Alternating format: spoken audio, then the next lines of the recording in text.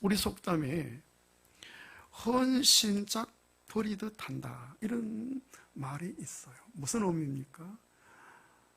요긴하게 사용하다가 이제 가치가 떨어지면은 미련 없이 버린다, 이런 뜻이 되겠죠.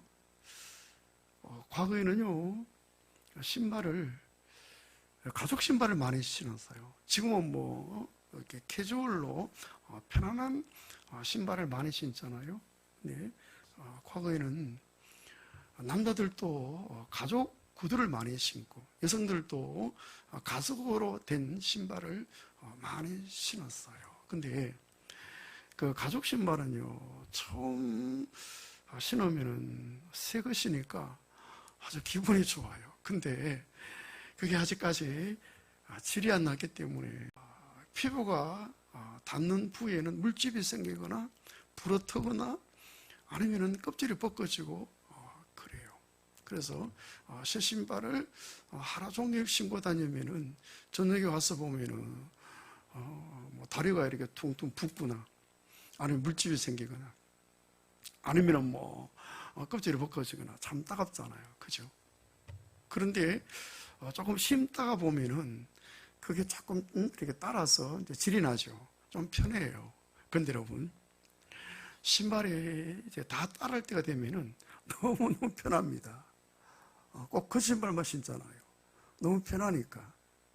근데 아쉬운 것은 너덜너덜하게 떨어져서 더 이상 신을 수가 없다는 거죠. 그래서 우리 쓰레기통에 버리잖아요. 근데 여러분, 신발을 버릴 때 여러분들은 어떤 마음으로 신발을 버리나요? 만약에 그 신발이 생명이 있고 의식이 있고 말을 한다면은 주인으로부터 버려질 때 신발은 어떤 생각을 하며 어떤 말을 할까요? 여러분들이 스스로 한번 답해 보세요. 여러분들이 내가 신발이다 라고 가정을 하시고 한번 답해 보세요. 자, 신발이 버려졌어요. 주인에게 뭐라고 답할래요? 어쩌면 그렇습니까? 그래도 그렇지. 그렇게 요긴하게, 그렇게 귀하게 여기면서 마르고 닳도록 그렇게 신다가 미련 없이 가차 없이 아주 냉정하게 이렇게 버립니까? 이렇게 답을 하겠어요? 아니면은 주인님 너무 고맙습니다. 주인님이 나를 사주지 않았으면 나는 아직도 매장에 진열되어 있을 텐데, 주인님이 나를 사주서 나를 신어 주셨기 때문에 나는 너무 행복했습니다. 주인님 덕분에 오만 곳을 내가 다 다니고 또 사랑을 받고 마르고 닳도록 이렇게 사용되어지다가 내 만든 목적을 다하고 이제 내 생명을 마치게 되니까 너무 고맙고 감사합니다. 이렇게 인사를 하겠어요. 자, 여러분, 후자입니까? 전자입니까? 여러분, 대답이 어느 것이에요? 옛날에는 전자였을지 모르지만 지금은 후자이겠죠. 왜? 우리가 구속 안에서 우리 자신을 발견했기 때문에, 내 정체성을 찾았기 때문에 하나님께로 창조되어져서 하나님의 창조의 목적대로 그 하나님을 담아서 하나님을 표현하고 하나님을 대신해서 통치하다가 하나님께서 주신 나의 생을 다하고 다시 그곳으로 돌아갈 수 있게 된 것이 우리 인생이잖아요.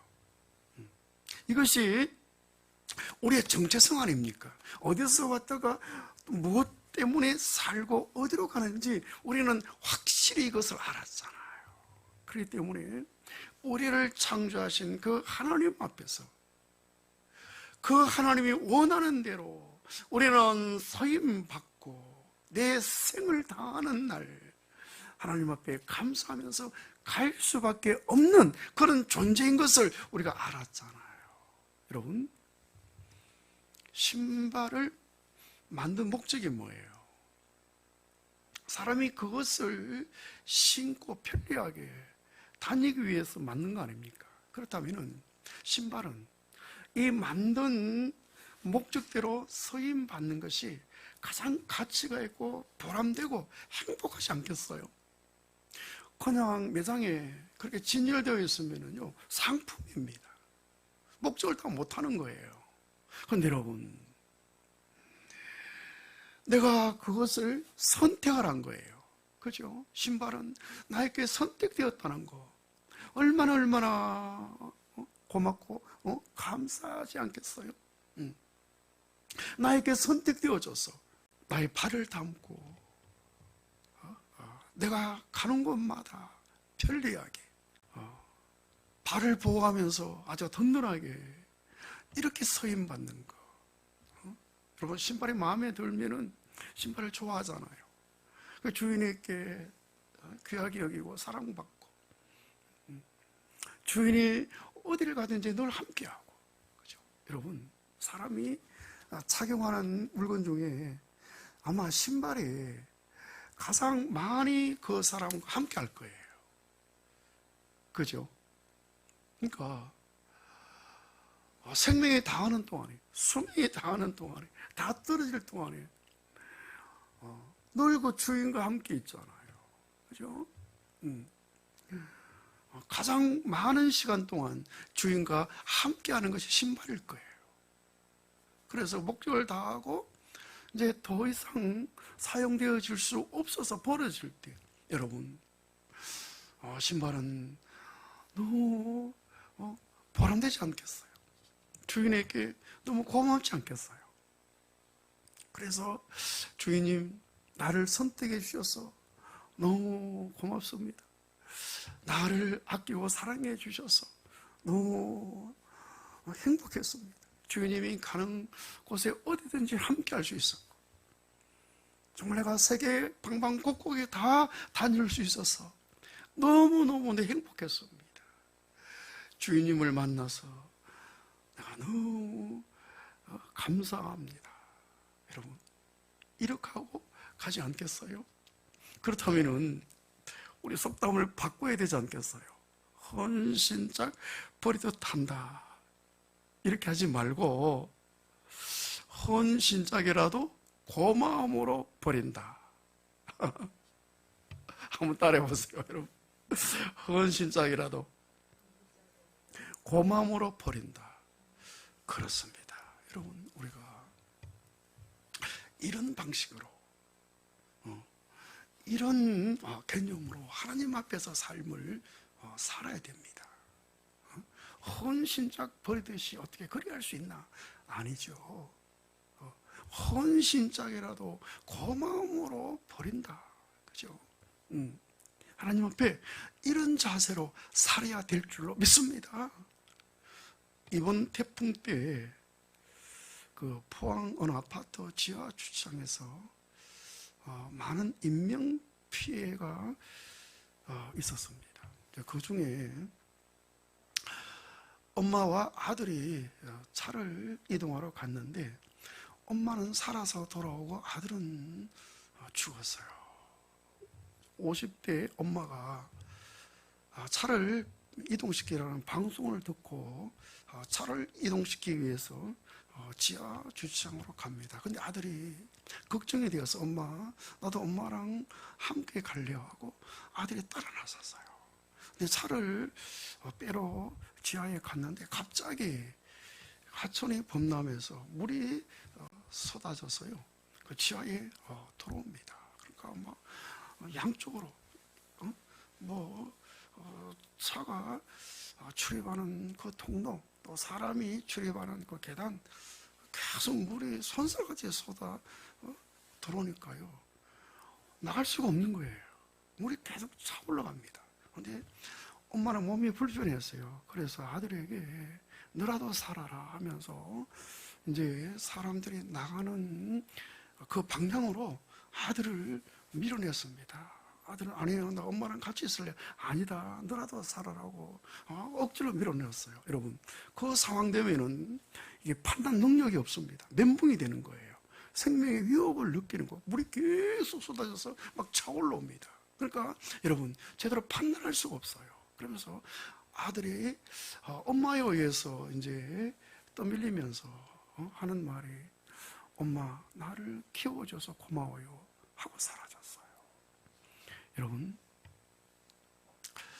그 아들이 그 순간에 이 말을 했다는 것은 평소에 그 의식이 그 아들 속에 있었다는 거죠. 그 생명의 위협을 느끼고 멘붕이 될 때, 그죠? 이제 엄마랑 헤어져야 되겠구나, 다시 엄마를 못 보겠구나 하는 순간에 그 말이 나온 거예요. 그런데 여러분, 이 아들이 이 소리를 남기고 죽었잖아요. 엄마는 살았어요. 이게 이제 보도가 되죠. 많은 사람들에게 많은 생각을 하게 해주는 거예요. 여러분, 인생은 한 번 왔다 한 번 갑니다. 사람이 태어날 때 자기 수명을 가지고 태어납니다. 그 수명대로 살다가 다 가는 거죠. 사람이 한 번 죽는 것은 하나님이 정하신 이치라 그랬습니다. 근데 여러분, 앞서거니 뒤서거니 다 가는데, 자, 내가 얼마나 긴 세월을 사느냐, 이게 중요하지 않고, 내가 얼마나 가치 있고 보람되게 사느냐, 이게 중요한 것 같아요. 그죠? 근데 여러분, 그 아들이 중학교 2학년 남학생이에요.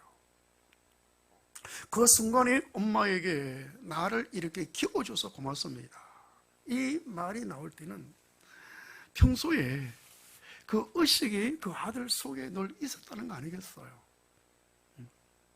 내가 엄마의 아들로 태어나서 감사합니다. 아버지의 아들로 태어나서 감사합니다. 엄마, 아버지, 형제들과 내가 이렇게 가족 관계로 함께 살게 되어서 너무 감사합니다. 여러분, 그 아들은 늘 이런 의식을 가지고 살았지 않겠어요?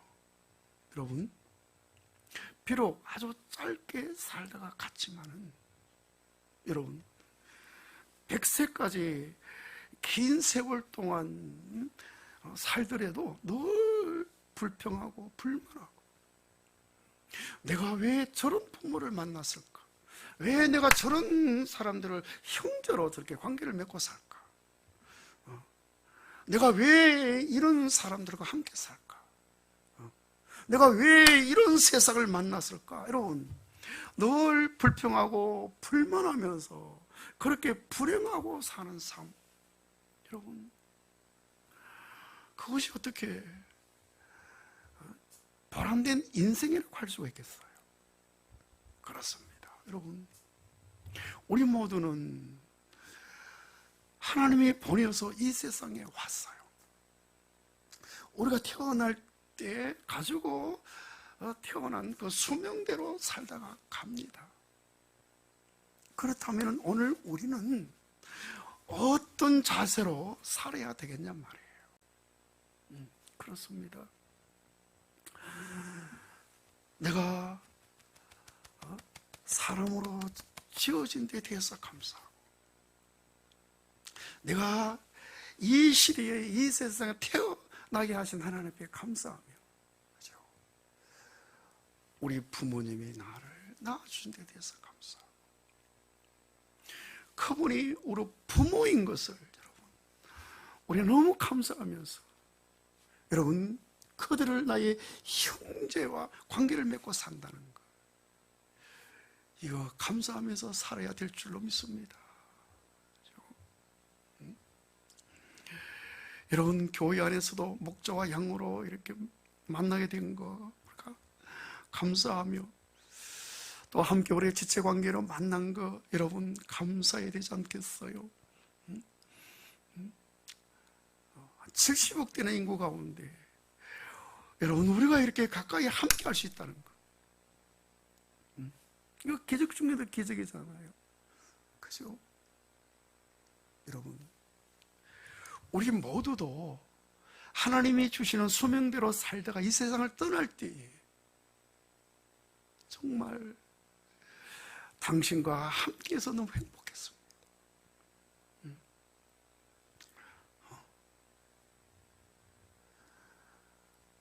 한순간 한순간 하나님께서 나와 함께 하셔서 나를 홀로 두지 않고 하나님이 나와 함께 하셔서 나의 수명을 다하고 갑니다. 여러분, 이렇게 우리가 마무리한다면 우리의 삶이 얼마나 행복하지 않겠어요? 그죠? 그렇습니다, 여러분. 오늘 하루하루 산다는 거, 하나님이 우리의 수명을 주신 거 아닙니까? 그죠? 내가 오늘 하루하루 숨을 쉬고 산다는 거, 이거 하나님의 섭리가 아닙니까? 여러분, 오늘 하루도, 오늘 순간순간마다 하나님이 나와 함께 하신다. 여러분, 이거 얼마나 감사할 일이고 감격스러운 일이 않겠어요? 피조물 가운데 어느 피조물이 하나님과 연합해서 하나가 될 수가 있으며, 내가 너와 함께하리라, 어디를 가든지 내가 너와 함께하리라, 내가 다시 와서 너를 과처럼 버려두지 아니하고 내가 세상 끝날까지 너희와 함께하리라. 여러분, 이렇게 약속한 피조물이 어디 있습니까? 내가 보혜사를 보내주리니 세상은 그를 알지도 못하고 그를 받지도 못하는데 너희는 그를 알 것이요, 그가 너희와 함께 하시고 너희 속에 계시겠습니다. 그렇습니다. 여러분, 창조주 하나님께서 피조물인 나와 함께 한다는 사실, 세상 끝날까지 나를 버리지 않고 나와 함께 한다는 사실, 여러분, 어제도 함께 했고 오늘도 함께 했고 내일도 함께 하실 줄로 믿습니다. 함께 하시는 그 하나님으로 말미암아 우리는 여러분 행복하게 살아야 될 줄로 믿습니다. 이스라엘 백성들이 애굽에서 나와서 광야 40년을 살았습니다. 애굽에서 나온 그 1세들은 광야 40년 살다가 거기서 죽어서 묻혔어요. 그리고 광야에서 태어난 2세가 가나안 땅에 들어갔습니다. 그런데 애굽에서 나온 그 1세들, 여러분, 그들은 광야 40년을 살면서 늘 불만을 품고 살았어요. 그래서 늘 불평하고 원망했습니다. 그러다가 고통이 더 가중되고 엄청난 고통 속에서 광야에서 일생을 마쳤어요. 그런데 여러분, 40년을 살았던 그들, 40년의 그 삶이 행복했겠어요? 불행했겠어요? 그들이 보람되었겠어요? 아니면은 고통스러웠겠어요? 그들이 늘 불평하고 불만을 품고 불행하게 생각하고 그러다가 그들이 광야에서 죽어서 거기서 묻혔어요. 그들은 너무 불행하게 살았습니다. 그런데 여러분, 그들이 하나님의 인도를 받았어요. 늘 하나님과 함께 살았습니다. 그렇죠? 낮에는 구름 기둥으로 하나님이 그들을 보호하시고 함께 했어요. 밤에는 불 기둥으로 그들을 보호했어요. 체온을 보호하시고 늘 그들이 함께 하시고, 그리고 하늘에서 양식을 주셨잖아요. 만나를 주시고 메추라기를 주시고, 반석에 물이 솟아나서 생수를 주시고, 신명기 8장에 보니까 40년 동안 그들이 발이 부러뜨지 않고 옷이 헤어지지 않았다 그랬거든. 여러분, 이게 하나님의 기적을 아닙니까? 하나님이 눈동자처럼 그들을 보호하신 거예요. 성경에 보니까 하나님께서 예굽에 있는 그들을 독수리가 날개로 새끼를 옮기듯이 그렇게 옮겼다 그랬어요. 어느 신이 이렇게 하는 신이 있었더냐? 나 여호와가 이렇게 했노라. 여러분, 하나님의 인도를 받았고 하나님께로부터 하늘의 양식을 받아 먹었으며, 그죠? 밤에는 불기둥과 낮에는 구름기둥으로 보호를 받고, 메추라기를 먹고, 또 반석에서 나오는 생수를 마시고 하나님과 함께 산 그들이 40년 동안 여러분 불행 가운데 살다가 거기서 죽어서 묻혔다는 사실. 왜 그랬을까요? 왜? 하나님의 그런 보호를 받으면서 하나님과 함께 살면서, 그죠? 그들이 왜 그렇게 불행한 삶을 그렇게 살았을까요? 왜 그랬습니까? 이유가 있습니다. 이유. 여러분, 그들은 현실에 살지 않고 과거의 지배를 당하고 미래의 지배를 당해서 살았습니다. 자기들 내면에, 자기들 마음에, 자기들 생각에 늘 애굽을 그리워하고 있었어요. 그래서 출애굽기 16장 3절에 이렇게 표현합니다. 이스라엘 자손이 그들에게 이르되 우리가 애굽 땅에서 고기 가마 곁에 앉아있던 때와 떡을 배불리 먹던 때에 여호와의 손에 죽었더라면 좋았을 것을 너희가 이 광야로 우리를 인도하여 이 온 회중에 줄여 죽게 하는 도다. 늘 애굽에서 살았던 그 생활들이 그리워였어요. 여러분, 애굽에서 그들은 식민지로 통치를 받고 살았잖아요. 자유가 없었잖아요. 그렇지만은 애굽이 부강한 나라이기 때문에 그들이 먹을 걱정은 하지 않았습니다. 광야에서 자유롭게 살지만은 그들이 먹을 것을 걱정하고 늘 애굽에서 살았던 그 삶을 그리워하고 있어서 이미 그 삶은 자기들에게 떠났습니다. 딱 정리를 해야 되는데, 과거에 이런 몸이 애굽 안에 있었다면 광야에 나와서는 애굽이 자기들 속에 있었던 거예요. 그러니까 과거에 지금 매여 있는 거예요. 묶여 있는 거예요. 과거가 그들을 지배해서 현실을 살지 못하게 하는 거예요.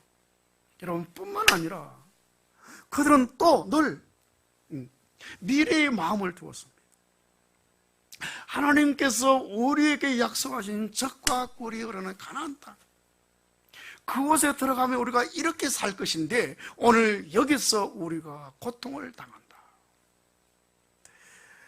신명기 11장 10절에서 보면은요, 내가 들어가 차지하라는 땅은 내가 나온 애굽 땅과 같이 아니하니 거기에는 너희가 파송한 후에 발로 물대기를 채소밭에 댐과 같이 하였거니와 너희가 건너가서 차지할 땅은 산과 꼴짜기가 있어서 하늘에서 내려는 비를 흡수하는 땅이요 내 하나님 여호와께서 돌보아 주시는 땅이라. 연초부터 연말까지 내 하나님 여호와의 눈이 항상 그 위에 있느니라. 이게 그들에게 약속된 축복된 땅이잖아요. 그러니까 늘 거기에 마음이 있었어요. 빨리 그곳에 가면은 우리가 그런 환경 속에서 그런 삶을 살 텐데 오늘 이 광야에서 너무 힘든다. 근데 여러분, 그들이 과거로 돌아왔습니까? 미래의 땅, 적각 꾸려는 그 땅으로 들어갔습니까?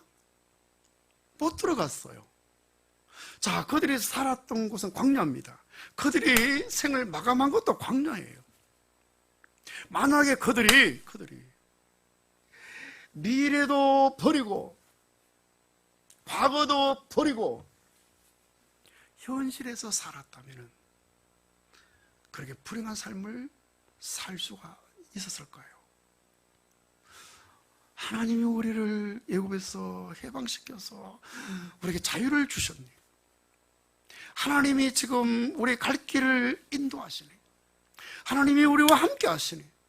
하나님이 밤에는 불기둥으로 우리를 체온을 보존하고 우리를 함께 하시고 낮에는 구름 기둥으로 햇살을 막아서 그늘을 만들어서 우리를 보호하시고 우리를 함께 하시고 또 구름이 머물면은 우리가 머물고 있고 구름이 또 떠오르면은 우리가 준비해서 구름 따라 함께 나갈 수가 있고 반석에서 생수를 마시게 하시고 배추라기를 먹게 하시고 하나님이 늘 우리와 함께 하시네.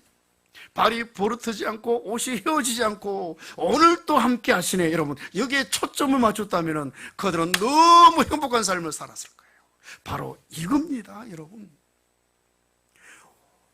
예수 안에서 우리가 사는 삶이 영적인 광야입니다. 사람들이 이렇게 해석하죠. 예굽은 세상이고 광야는 오늘 믿음의 삶을 사는 우리의 현실이고 가나안은 이 다음에 갈 천국이다. 그 요단강 건너가 만날이 장례식 때 부르는 찬양이 있잖아요. 며칠 후 요단강 건너가 만날이 며칠 후 요단강 건너가 만날이. 여러분, 요단강을 건너는 곳은 바로 천국이다. 여러분, 그렇다면은 오늘 우리가 살아야 할 환경은 영적인 광야 아닙니까? 영적인 광야에 사는 오늘 우리는 어떤 자세로 살아야 되느냐, 어떤 믿음으로 살아야 되느냐. 여러분, 우리도 과거가 우리를 지배할 수가 있어요. 많은 사람들이 과거의 지배를 당하고 삽니다. 옛날에 누구 때문에 무엇 때문에 오늘 내가 이렇다. 옛날에 나는 이랬는데 오늘 이 꼴이다. 옛날에 내가 무엇 때문에 오늘 이 지경이다. 늘 여러분 과거에 매여서 과거에 지배를 당하고 사는 사람이 있어요. 또 아니면은 여러분 미래에 마음을 두고 미래가 오늘 나를 지배하는 이런 삶을 사는 사람들이 있습니다. 내가 좀 나아지면은 이렇게 될 것이다. 내가 무슨 목적을 이루면 이렇게 될 것이다. 자, 미래에 이것이 이루어지면은 이거 내 마음에 이를 것이다. 그렇죠? 늘 그렇게 소원을 가지고 기도하며 살잖아요. 여러분, 미래는 불확실합니다. 미래는 반드시 나를 속입니다. 여러분, 우리가 미래에 마음을 두고 산다면은 우리는 미래에 사기당하는 거예요.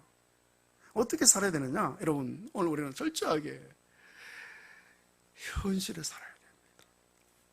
오늘 하나님이 나와 함께 하신다. 여기에 초점을 맞춰야 되죠.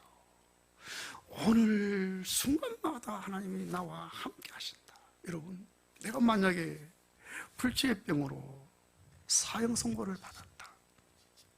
살 날짜가 얼마 남지 않았다. 여러분, 그 한 날 한 날 사는 동안에도 하나님이 나와 함께 하신다. 그렇죠? 하나님이 나를 지으셨다. 하나님 나를 구원하셨다. 어차피 나는 이 세상을 떠나는 것, 내 수명이 요것밖에 안 되기 때문에 내 수명대로 사는 것, 하루하루 한순간 한순간 하나님이 함께 하심으로 만족하고 감사하면서 살아야 된단 말이에요. 이것이 여러분 하나님 앞에서 피조물로 지어진 우리의 삶이란 말이에요. 그렇기 때문에 오늘 한순간 한순간 하나님 나와 함께 하신다, 여러분 여기에 초점을 맞춘다면 광야 생활하는 동안에 우리는 행복한 삶을 살다가 갈 거예요.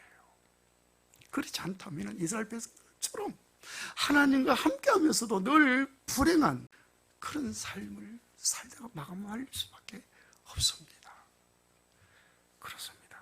여러분,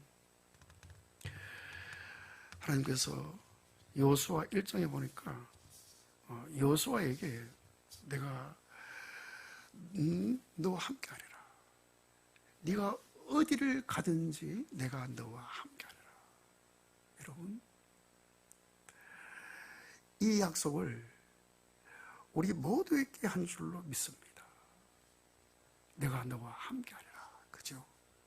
그러니까 내가 다시 와서 너희를 과처럼 버려두지 않고 세상 끝날까지 너희와 함께하리라. 이 약속. 그렇죠. 바울 사도는요, 육신에 가시가 있었어요.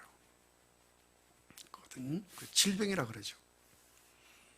근데 그게 사단의 사자라 그랬습니다. 사단에 의해서 육신에 가시가 벗기는 것처럼 너무 고통스러웠어요. 자, 이것을 해결해 달라고 하나님 앞에 특별히 3번 기도했잖아요. 그런데 하나님께서 그에게 이렇게 말씀하셨어요. 내 은혜가 네게 족하다. 네가 약한 데서 더 강해진다. 네가 그것을 안고 사는 것이 너에게 더 유리한 삶이고 너에게 더 복된 삶이다. 이렇게 말씀하셨죠. 그랬더니 바울이 이렇게 고백합니다. 고린도후서 12장 9절에 보니까 나에게 이르시기를 내 은혜가 내게 족하도다. 이는 내 능력이 약한 데서 온전하여 짐이라 하신지라. 그러므로 도리어 크게 기뻐함으로 나의 여러 약한 것들에 대하여 자랑하리니 이는 그리스도의 능력이 내게 머물게 하려 합니다. 여러분, 그렇습니다. 육신의 가시 때문에 고통을 당하지만 하나님이 함께 하심으로 그것을 통해서 늘 하나님의 은혜가 거기에 머물러 있고 하나님의 능력이 늘 거기에 머물러 있고 늘 하나님의 그런 은혜로 늘 함께하는 그것으로 만족한 거죠. 이것이 가장 가치 있는 인생입니다. 그렇죠? 하나님이 함께한다는 것. 내가 어떤 형편에 있든지 어떤 사정으로 있든지 하나님이 함께한다는 것. 여러분, 하나님이 사람을 지을 때 사람이 하나님과 연합해서 하나가 되기 위해서 하나님 지으셨잖아요. 여러분, 우리가 일생 동안 사는 동안에 이 창조의 목적이 이루어져서 내가 어떤 형편에 어떤 사정에 내가 어떤 건강을 가지고 있든지 간에 하나님이 나와 함께 하신다. 하나님의 은혜가 늘 나에게 머물러 있다. 하나님의 능력이 늘 나에게 머물러 있다. 은혜이시고 능력이신 그 하나님이 늘 나와 함께 하신다. 여러분, 여기에 초점을 맞춰서 여기에 우리가 감사하고, 여러분, 이 삶이 인간으로서 어떤 최고의 삶인 줄로 우리가 그렇게 여기고 살아야 될 줄로 믿습니다.